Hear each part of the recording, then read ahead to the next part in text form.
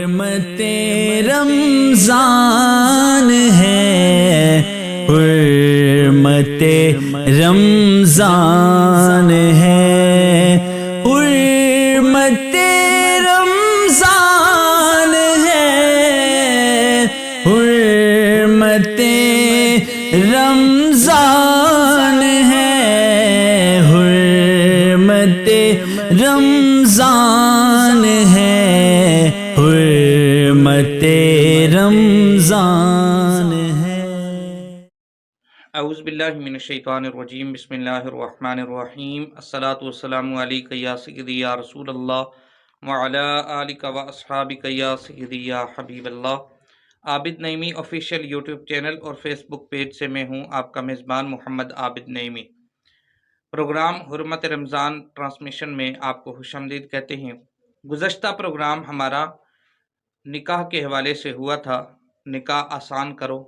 شادی کے بعد اکثر دیکھا گیا ہے کہ کچھ وجوہات کی بنا پر نباہ نہیں ہو سکتا اور پھر بالآخر معاملات طلاق تک چلے جاتے ہیں۔ اللہ تبارک و تعالیٰ کے نزدیک جائز کاموں میں سب سے ناپسندیدہ کام طلاق ہے۔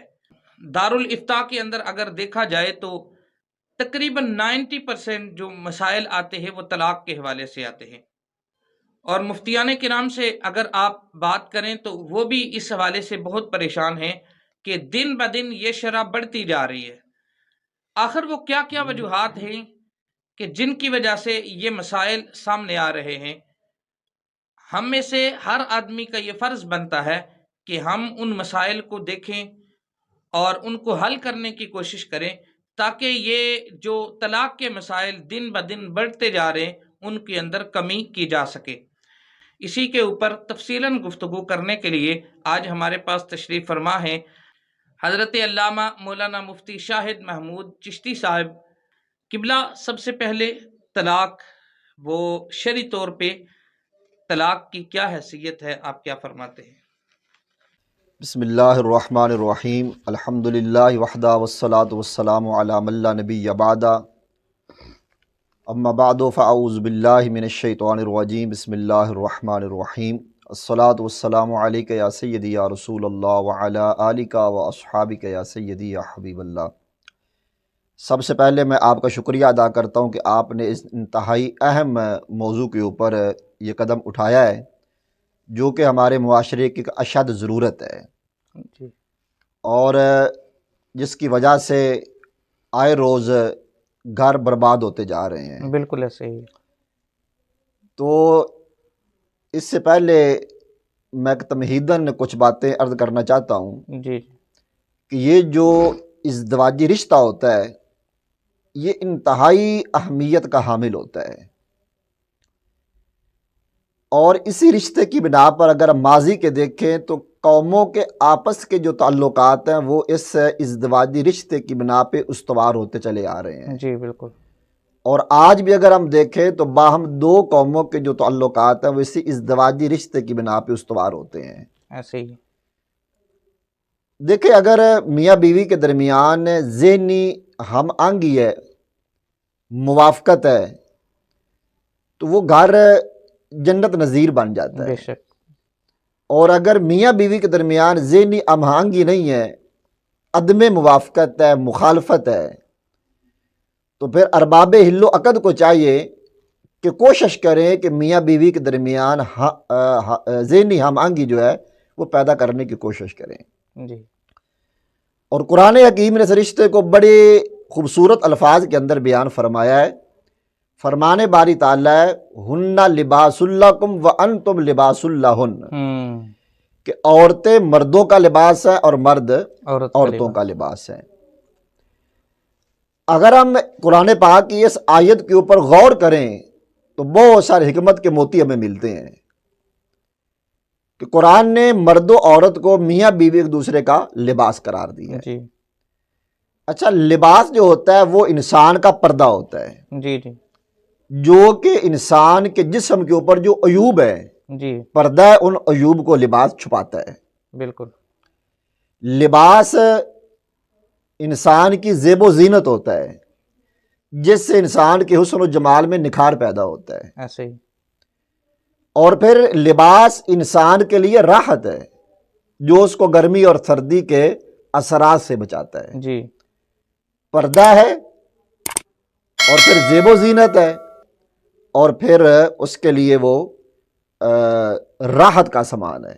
جی تو قرآن نے ایک دوسرے کا لباس قرار دیا مرد و عورت میاں بیوی کو. جی لہٰذا اگر مرد و عورت ایک دوسرے کے لیے پردہ بن جائیں، ایک دوسرے کے لیے زینت کا باعث بن جائیں، ایک دوسرے کے لیے راحت کا باعث بن جائیں، جی جی تو پھر گھر جو وہ جنت کی مثال بن جاتا ہے. بے شک. تو جو طلاق کی شرعی حیثیت ہے وہ یہی ہے جو آپ نے پہلے بیان فرما دیا ہے کہ طلاق دینا جائز ہے، جی لیکن اللہ پاک کو یہ انتہائی ناپسندیدہ ہے کہ طلاق جو ہے وہ بغیر کسی انتہائی مجبوری کے. جی بھی طلاق تو انتہائی اقدام ہے نا، اس سے پہلے بہت سارے سٹیپ ہیں. بالکل. لیکن ہم لوگ کیا کرتے ہیں کہ ہم ان جو پہلے کے مراحل ہیں ان پہ ہم سوچتے نہیں ہیں اور یکدم ہم نے جو انتہائی اقدام ہوتا ہے بالکل وہاں پہ چلے جاتے ہیں. ایسے ہی. طلاق سے پہلے بہت سارے سٹیپ ہیں، پہلے آپ ان پہ ٹرائی کریں، ہو سکتا ہے کہ آپ کا گھر آباد ہو جائے. بالکل. تو بجائے اس کے کہ آپ انتہائی اقدام اٹھا دیں. صحیح. قبلہ میں آپ کی موجودگی میں ایک بات عرض کروں گا کہ میرے خیال میں شادی سے پہلے بچہ اور بچی دونوں کے والدین کو چاہیے، ایک نئی زندگی کے اندر وہ بچے قدم رکھنے لگے ہیں، تو جس طرح انسان ایک نیا کام شروع کرتا ہے تو اس کو پہلے ٹریننگ دی جاتی ہے اس کام کی. تو یہ بھی ایک پوری زندگی کا دار و مدار اس رشتہ ازدواج کے اوپر ہے. تو میرے خیال میں کہ والدین دونوں کو، بچے اور بچی دونوں کے والدین کو چاہیے کہ وہ جو جن بچوں کی شادی ہونے والی ہے اس سے پہلے پورا ایک کورس جو ہے وہ کروائیں اور اس کے اندر جتنے بھی دینی مسائل ہیں ان دینی مسائل سے آگاہ کیا جائے، ازدواجی زندگی کے حوالے سے جتنے بھی مسائل ہیں. اب چونکہ ہمارے معاشرے کے اندر یہ چیز تو بالکل نہ ہونے کے برابر ہے اور مسائل کا علم نہیں ہوتا دین سے دوری کی وجہ سے. آپ کیا سمجھتے ہیں کہ ایک شادی کے مسائل یا طلاق کے مسائل کسی بھی شخص کے اوپر سیکھنا کتنا ضروری ہے؟ دیکھیں، طلاق کے مسائل سیکھنا جب طلاق دینے کا ارادہ کر لیا گیا ہے جی اس وقت طلاق کے مسائل سیکھنا یہ ضروری ہے. جی شریعت کا یہ قانون ہے کہ انسان کو جن جن چیزوں کے ساتھ تعلق پڑتا جائے گا نا ان کے مسائل جو ہے وہ بیسیکل جو مسائل سیکھنے انسان پہ فرض ہو جاتے ہیں. جی ہر بندے پہ، چاہے مرد ہے چاہے عورت ہے. صحیح. بچہ بالغ ہوا، نماز فرض ہو گئی. اب ہر مرد و عورت کے اوپر نماز کے بنیادی مسائل سیکھنا، فرائض، واجبات اور نماز کو توڑنے والی چیزیں اس پہ سیکھنا ہر بندہ، ہر مسلمان پہ فرض ہے. جی جی. روزہ فرض ہو گیا، اب روزے کے جو بنیادی مسائل سیکھنا اس پہ فرض ہو گئے. ایک بندے نے تجارت شروع کی ہے تو اس کے اوپر بیوع کے مسائل، تجارت کے مسائل سیکھنا فرض ہو گئے. صحیح. ایک بندہ ملازمت اس نے اختیار کر لی، لہٰذا اس کے اوپر اجارے کے مسائل سیکھنا فرض ہو جائے گا. جی جی. اسی طرح نکاح کیا تو نکاح کے مسائل، ہاں جب تک نکاح نہیں کیا اس وقت تک نکاح کے مسائل سیکھنا اس پہ فرض نہیں ہے. جب کر لیا، کرنے کا ارادہ کر لیا تو نکاح کے مسائل. اسی طرح جب طلاق اس نے دینے کا ارادہ کر لیا ہے تو طلاق کے مسائل سیکھنا فرض ہو گئے ہیں. جی جی. اب نکاح کی بات ہے تو آج جس طرح آپ نے فرمایا کہ نکاح سے پہلے ایک کورس ہونا چاہیے جو بچہ اور بچی نکاح کے بنیادی مسائل کو سیکھیں. جی. کہ لہٰذا عورت پہ ضروری ہے کہ عورت جو ہے وہ اپنی طہارت کے حیض و نفاس کے مسائل کو سیکھے، اس پہ یہ فرض ہے. یہ کوئی ایسا نہیں بھی مستحب ہے. جی جی. یہ فرضیت کے درجے میں فرض ہے اس پہ. فریضۃ علی کل مسلم. جی بالکل، یہ فرض ہے اس پہ مسائل سیکھنا. اس طرح عورت کے اوپر ہے کہ شوہر کے حقوق کیا ہیں وہ سیکھے. جی. اس طرح جناب مرد ہے تو مرد کے اوپر بھی فرض ہے کہ وہ بیوی کے جو حقوق ہیں جو شریعت نے مرد پہ لاگو کی ہیں، جو شوہر کے فرائض ہیں، بیوی کے حقوق ہیں، جی جی، تو وہ ان مسائل کو سیکھے.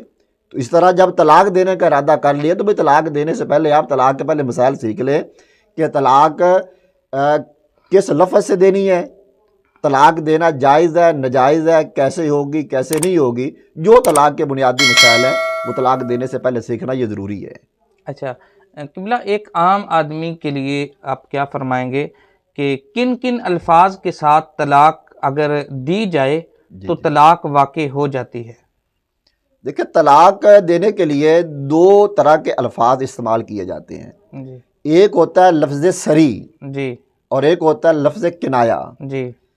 تو اگر کوئی بندہ صریح کا مطلب لفظ طلاق جو ہے، طلاق ہے، طلاق لفظ صریح ہے، عام لفظوں میں جو طلاق جس کو کہا جاتا ہے، تو یہ طلاق کا لفظ جو ہے یہ طلاق کے لیے استعمال ہوتا ہے. اگر کوئی دے گا تو واقعہ ہو جائے گی. جی اس طرح کچھ الفاظ ہوتے ہیں کنائے کے، جو کنایاتاً بولے جاتے ہیں، اشارتاً بولے جاتے جی. ہیں.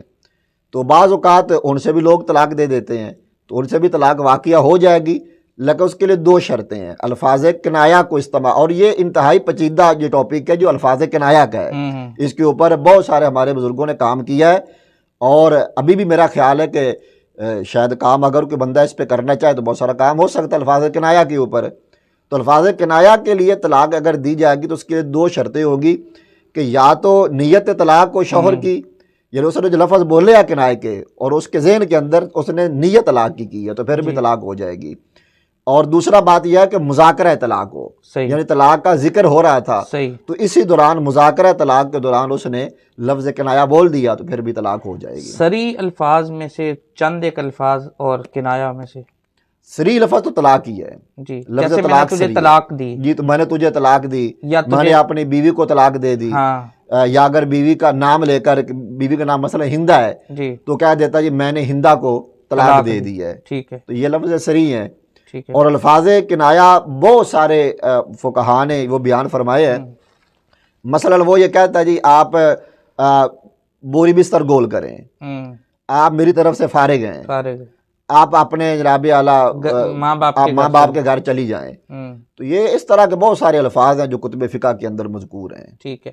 اور پھر جب صریح الفاض کے ساتھ طلاق دے دی جائے تو چونکہ آگے یہ ٹاپک تو کافی طویل ہے طلاق ثلاثہ کے حوالے سے، لیکن ضمناً یہاں پہ عرض کرتا چلوں کہ اگر کوئی ایک دفعہ طلاق صریح الفاظ کے ساتھ ایک دفعہ طلاق دیتا ہے تو کتنی طلاقیں واقع ہوں گی، یا دو دفعہ اس کو کہنا پڑے گا، یا تین طلاقوں کے لیے تین دفعہ کہنا ضروری ہے، یا یہ ذرا تفصیل آپ سمجھا دیں. یہ دیکھیں طلاق ایک دفعہ لفظ صریح بولیں گے طلاق تو یہ ایک طلاق رجعی ہو جائے گی. اچھا. رجعی کا مطلب یہ ہے کہ شوہر کے پاس عدت کے اندر اندر رجوع کرنے کا حق حاصل ہے. ٹھیک ہے. یعنی نیا نکاح کرنے کی ضرورت نہیں ہے. صحیح. وہ جو پرانا نکاح ہے اسی میں وہ اپنا صلح صفائی کر کے دوبارہ جو ازدواجی اپنا تعلق قائم کر سکتے ہیں. ٹھیک ہے. اگر کوئی شخص ایک دفعہ بولے کہ میری طرف سے طلاق ہے یا میں تجھے طلاق دیتا ہوں تو ایک طلاق رجعی ہو جائے. ٹھیک ہے. اور اگر وہ دو طلاقیں دیتا ہے، یعنی کیا کہتا ہے تجھے دو طلاقیں، یا وہ کہتا ہے طلاق دونوں صورتوں میں. اچھا قبلہ، اگر وہ صریح ایک طلاق اس نے دی تو اب اس کی عدت کتنی ہے اور کتنی عرصے کے اندر وہ اس سے رجوع کر سکتا ہے؟ دیکھیں یہ جو عدت ہے یہ اگر عورت کو ایام مخصوصہ جو ہیں وہ عورت کو آ رہے ہیں تو پھر جو 3 حیض ہے وہ عورت کی عدت ہے. ٹھیک ہے. اور اگر عورت وہ بچی چھوٹی ہے ابھی اس کو ایام مخصوصہ آتے نہیں ہیں، ٹھیک ہے، یا پھر وہ سن ایاس کو پہنچ چکی ہے یعنی کہ زیادہ عمر ہو چکی ہے کہ ایام مخصوصہ اس کو نہیں آتے ہیں تو پھر اس کی عدت 3 ماہ ہوگی. ٹھیک ہے. تو اس کے اندر اندر جو ہے وہ شوہر کو حق حاصل ہوتا ہے کہ وہ رجوع کر لے. اگر ایک طلاق دی، اگر ایک دی یا 2 طلاقیں دی ہیں. اچھا. ایک میں بھی اور 2 میں بھی، ایک طلاق رجی اور 2 طلاق رجی جب صریح لفظ کے ساتھ دے گا. اچھا. لفظ صریح کے ساتھ ایک دے یا لفظ صریح کے ساتھ 2 طلاقیں دے دے تو اس کے اندر رجوع کا حق حاصل ہوتا ہے. اچھا. اور پھر اگلا جو اگر کوئی 2 طلاقیں دے دے، جی 2 طلاقیں دے گا پھر بھی اس کو رجوع کا حق حاصل ہے. عدت کے اندر اندر رجوع کا حق حاصل ہے. اگر عدت گزر جاتی ہے اور شوہر رجوع نہیں کرتا ہے تو پھر یہ نکاح ختم ہو جائے گا. اچھا. اب اگر وہ دوبارہ پھر صلح صفائی کرنا چاہتے ہیں اب ان کو دوبارہ نئے سرے سے نکاح کرنا پڑے گا. ٹھیک ہے. عدت کے اندر یہ ہوگا کہ ان کو نیا نکاح کرنے کی ضرورت نہیں ہے، اور عدت گزر جانے کے بعد نکاح فسخ ہو جائے گا، ختم ہو جائے گا. اب اگر وہ دوبارہ اپنا تعلق قائم کرنا چاہتے ہیں تو نئے سرے سے دوبارہ پھر نکاح کریں گے. اچھا. 2 طلاقوں کے بعد عدت کے دوران اگر وہ رجوع کرنا چاہے تو کر سکتا ہے، صرف رجوع کر سکتا ہے. جی رجوع کر سکتا ہے. اور اگر وہ عدت گزر جائے دوبارہ اگر وہ ملنا چاہیں تو پھر نکاح ہوگا، نئے سرے سے نکاح ہوگا. اب اس کو کتنی طلاقوں کی اجازت ہے اس کے بعد؟ پھر یعنی اب اس کے پاس ایک طلاق کی جو ہے وہ حق حاصل ہے، یا کہ پھر وہ 3 طلاقیں اس کے پاس حق آ جائے نہیں، گا؟ اس کے بعد پھر ایک طلاق حق باقی بچے گا. جی، ایک یعنی طلاق کا حق. زندگی میں پھر دوبارہ جی، وہ ایک طلاق ہے اس کے مرد کے پاس. پاس چونکہ 3 طلاقوں کا پوری زندگی حق حاصل ہے. 3 طلاق کا جب اس نے تینوں کا حق استعمال کر لیا ہے ٹھیک ہے، تو لہذا وہ پھر ختم ہو جائے گی کہانی. ٹھیک ہے. اور پھر سب سے اہم جو مسئلہ ہے 3 طلاقوں والا، جی جی کہ کوئی آدمی اگر 3 طلاقیں دے دے، تو یہ چونکہ ہمارے معاشرے میں قبلہ بہت زیادہ یہ مسائل ہیں جی کہ مرد جو ہے وہ کوئی کہتا ہے جی میں نے غصے میں طلاق دے دی، کوئی کہتا ہے جناب فلاں ہو گیا، یہ ہو گیا. اور اب وہ 3 طلاقیں اکٹھی دینے کے بعد پھر کچھ ایسے حضرات ہیں کہ جو کہتے ہیں جناب 3 طلاقیں اکٹھی نہیں ہوتی، وہ کچھ کہتے ہو جاتی ہیں. تو اس بارے میں کیا فرماتے ہیں کہ 3 طلاقیں دینے کے بعد پھر دوبارہ ان کا آپس میں ملاپ ہو سکتا ہے عدت کے دوران یا عدت گزرنے کے بعد، یا کیا؟ دیکھیں، اس کے اوپر علماء کا اتفاق ہے کہ اگر عورت مدخولہ ہے ٹھیک ہے، تو اس کو آپ جب 3 طلاقیں دیں گے، یعنی چاہے آپ طلاق طلاق طلاق کہہ دیں، یعنی تکرار کے ساتھ ٹھیک ایک ہے، ایک کر کے، ایک یا ایک کہہ دیں جی تجھے 3 طلاقیں 3 ہیں. طلاقیں. دونوں صورتوں میں جو مدخولہ عورت ہے اس کو 3 طلاقیں واقعہ ہو جائیں گی. اچھا وہ 3 ہی ہوں گی، 3 ایک نہیں ہوگی. اچھا 3 جب دے گی تو 3 طلاقیں ہی واقعہ ہوں گی. ٹھیک ہے. لیکن ایسا کرنا کہ عورت کو یک بارگی 3 طلاقیں دینا یہ گناہ ہے. اچھا یہ گناہ اس نے کیا ہے، غلط صحیح. کام کیا ہے. جو پہلے آپ نے بات کی کہ مسائل سیکھیں، جی جی طلاق کے مسائل سیکھیں کہ آپ نے طلاق دینا تو طلاق دینے کا طریقہ کیا اختیار کرنا ہے. اب ہمارے المیہ یہ ہوتا ہے کہ جب میاں بیوی کے درمیان کوئی لڑائی جھگڑا ہوتا ہے تو شوہر کی جو بریک ہے نا وہ 3 کے نیچے لگتی نہیں ہے. اور شاید میرا خیال ہے کہ شاید اس کا یہ ذہن ہوتا ہے کہ شاید 3 کے نیچے طلاق ہوتی نہیں ہے، تو شاید اس لیے وہ 3 دیتے ہیں. تو حالانکہ طلاق کے 3 دینا گناہ ہے. ٹھیک ہے. نبی کریم صلی اللہ علیہ وآلہ وسلم کی بارگاہ کے اندر ایک بندے کا ذکر کیا گیا کہ یا رسول اللہ وہ فلاں بندے نے اپنی عورت کو یک بارگی 3 طلاقیں دے دی ہیں. ہاں تو نبی کریم صلی اللہ علیہ وآلہ وسلم کے چہرے پہ غصے کے اثار نمودار ہو گئے، حضور جلال میں آ گئے. اچھا نبی پاک علیہ السلام نے فرمایا کہ کیا وہ اللہ کی کتاب سے کھیل رہا ہے، اور حالانکہ میں ان کے اندر موجود ہوں. اللہ. اور بلکہ ایک صحابی نے جب حضور کا یہ جلال دیکھا تو انہوں نے عرض کی یا رسول اللہ مجھے حکم دے میں اس کا سر جا کے اڑا دوں. اتنا اتنا سخت، یعنی کہ حضور نے وہ اس پہ رد عمل فرمایا ہے کہ تاکہ امت کی تعلیم کے لیے کہ 3 طلاقیں دینا یہ گناہ کا کام ہے گناہ، لیکن کوئی دے گا تو 3 واقعہ ہو جائیں گے. 3 ٹھیک ہے. 3 چاہے اکٹھی دے، علادہ کر کے دے، 3 طلاقیں مدخولہ عورت کو اگر اکٹھی دیں گے یا الگ الگ دیں گے، دونوں صورتوں میں 3 طلاقیں ہی واقعہ ہوں گی. ٹھیک ہے. اچھا قبلہ اگر نباہ نہیں ہو سکتا جی جی تو طلاق اگر دینی ہے تو پھر اس کا احسن طریقہ کیا ہے، اچھا طریقہ کیا ہے؟